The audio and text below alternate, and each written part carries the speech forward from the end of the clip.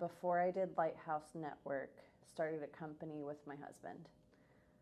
We both discovered after that business failed that we'll never run a business together again, but not because we don't work well together, but because we're both too risk tolerant and never had that person that would put guardrails around us as we jumped into things together. So along the way, early in that business, we came across an investor. He promised us the world. Felt too good to be true, but things started coming together. Paperwork was signed. We thought we were good to go. Turns out it was all smoke and mirrors. And so we found out that due diligence goes both ways.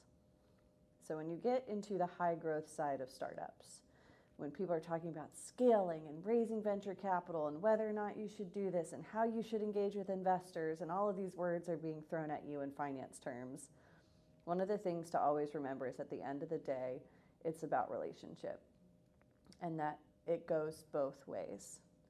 So when the business failed, it was a mentor that came alongside us and said, you need to let it go, but I need you to remember that you have power when you're going into that situation. Just because like your investors are losing money, so are you. And just like you had potential to earn your investors' money, you're not a charity case, you were an opportunity. And opportunities don't always work out. Sometimes we eat shit, sometimes it doesn't work. Sometimes we fall apart. But taking that risk on yourself and knowing that your worth is stagnant, it does not increase or decrease just because you fail at a business.